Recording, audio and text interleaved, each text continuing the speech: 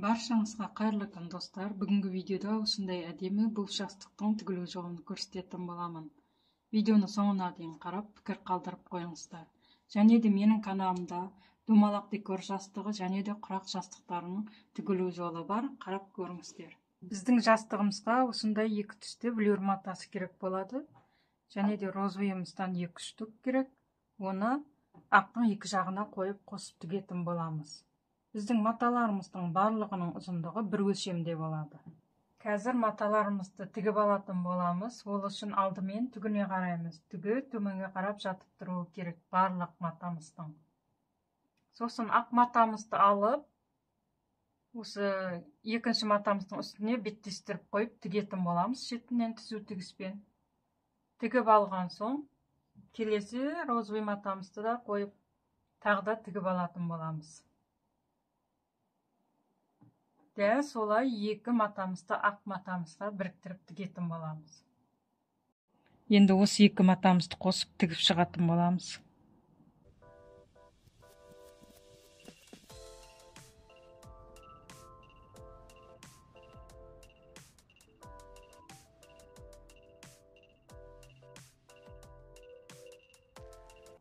Міне тігіп алдық. Енді бізде келесі матамызды тігетін боламыз.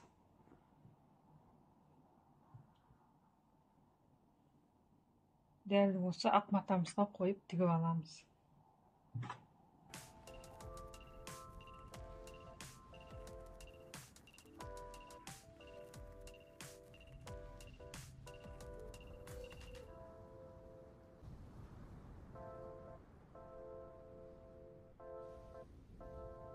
Біздің матамыз дайын болды. Тігістерін екі қайтарадан тігіп алдым. Ал енді сызбасына келетін болсақ, бұл біздің бұлш жастығымыздың сызбасы болады. Дәл осы сызбаларды мына матамызға екі жағына көшіріп сызып алатын боламыз. Қазір көрсететін боламын. Ал енді біз матамызға мына кубиктерді түсіріп шығатын боламыз сызып. Біздің кубиктеріміз 2,5 сантиметр. Дәл солай 2,5-ды белгілейміз. Алдымен белгілеп аламыз. Менің сызғышым 2,5-нан үлкен болған соң, мен осы жерден 2,5 сантиметрді белгілеп шығам. 2,5, 5, 7,5, 10, 12,5, 15. Дәл солай барлығыны белгілеп шығамыз. Енді шамалы төменірек түсіп, тағы да солай белгілейміз.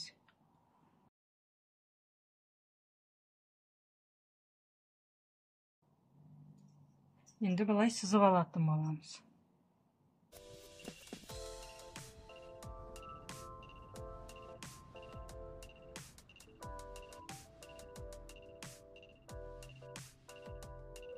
Енді біз ұзындығынан 2,5-ды тағы да өлшеп аламыз.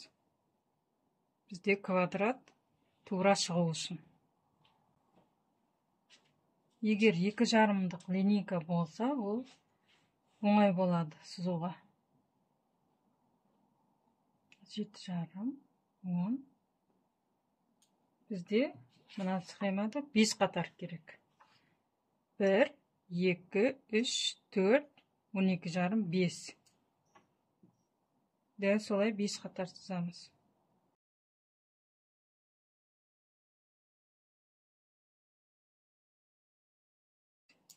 Енді сол нүктелерді біріктіретін боламыз.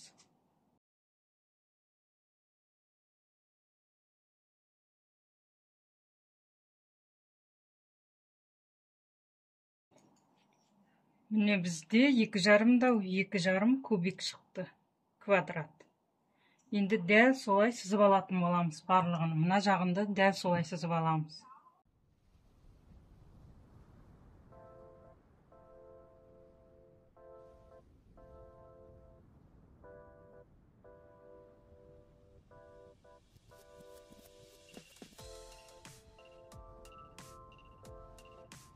Міне достар, біз сызбаларымызды сызып алдық.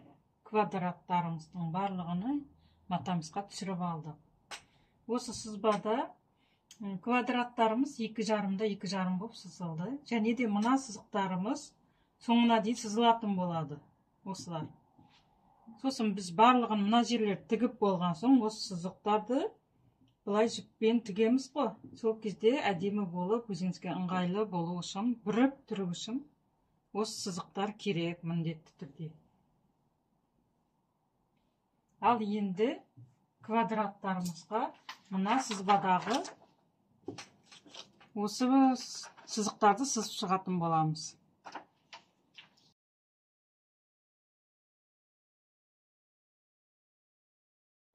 Қазір квадратымызды ортасынан 2-ге бөліп сызып шығатын боламыз. Ортада сол кезде бізде бір квадрат қалып отыратын болады. Дәл осылай осы бағытта сызып отыратын боламыз. Келесі қатарымызды осыған қарама қарсы бағытта сызып шығатын боламыз. Осы кезде мына қатарымызды қалдыра отырып, 4-ші, 5-ші қатарымызға мына сызбаны қайталап сызып шығатын боламыз.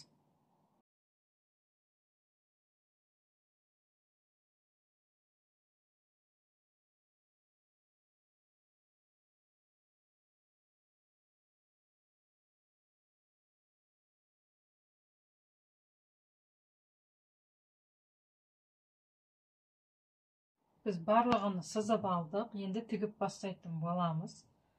Дәл осы сызықтар бойынша тігіп отырамыз. Алдымен осы жерден өткізіп, екінші бұрышына апарып тігеміз. Екі қайтарадан тігіп, және де түйіп, сөгіліп кетпеу үшін түйетін боламыз. Дәл сызықтар бойынша тігіп отырамыз барлығını.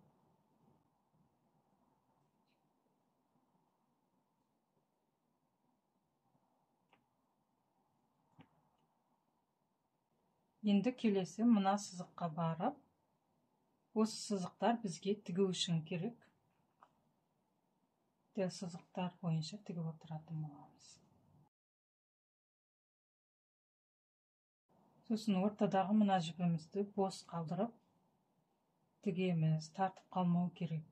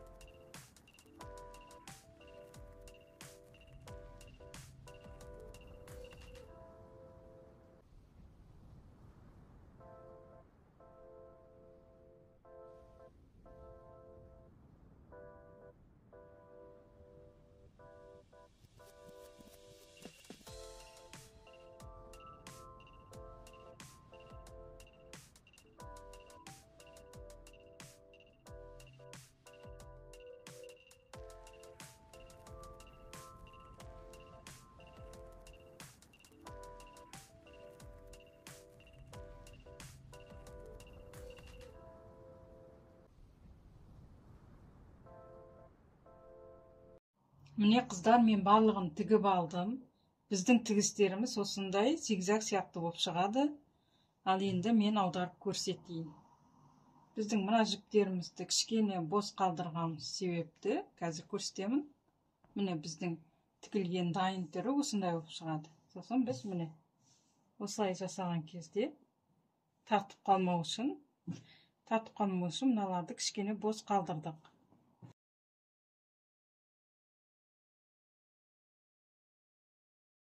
Ал енді мен екі жақ шетіні қосып тігіп алатын боламын.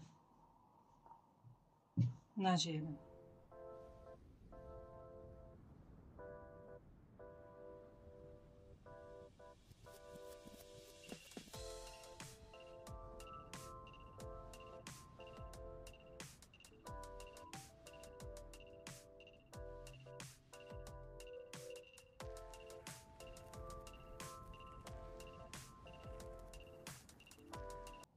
Міне екі шетін қосып тігіп алдым. Енді қалған кубиктерді дәл осылай тігіп шығатын болам. Міне барлығын тігіп болдық. Біз енді оңына аударатын боламыз.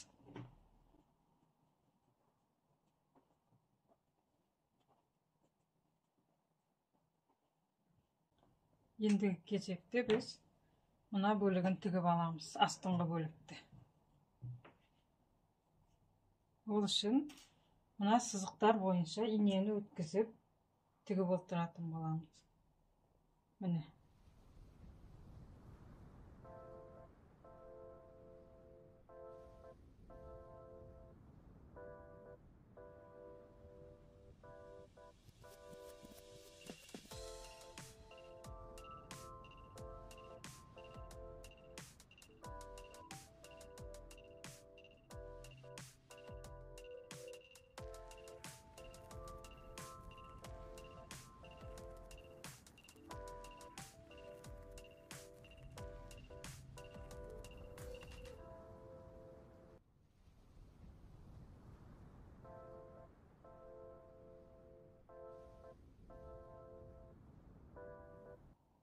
Енді ішіне халфай берді салатын боламыз.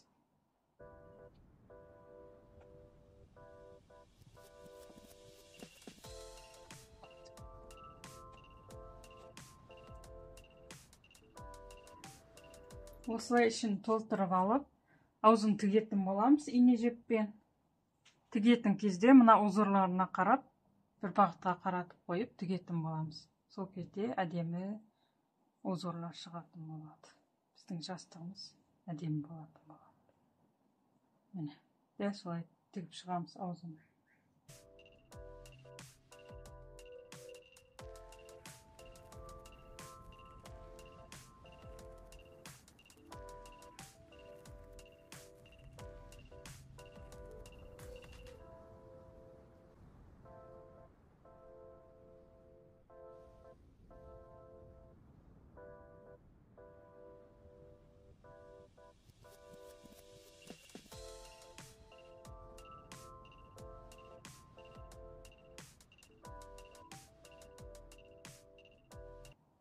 Біздің жастығымыз дайын болды. Енді брошкасын дайындайтын боламыз. Осылай қою үшін. Ол үшін бізге ақ матамыз керек, влер матамыз, және де осындай ілгек керек. Осыны матамен қаптайтын боламыз.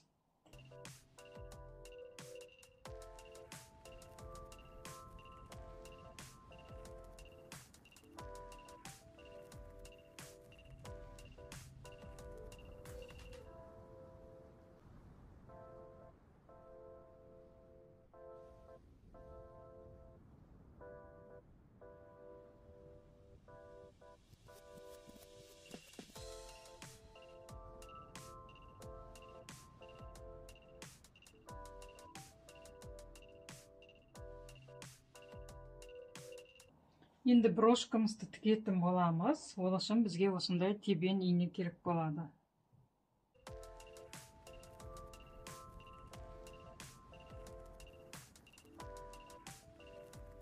Екінші жағына өткізу үшін осындай ине ыңғайлы.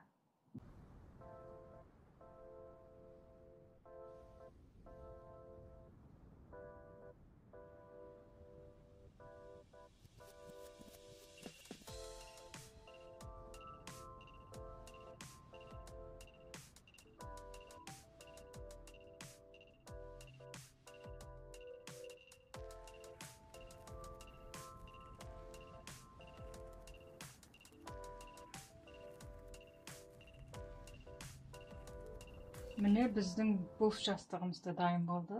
Тігіп көріңіздер. Осындай әдемі болып шығады.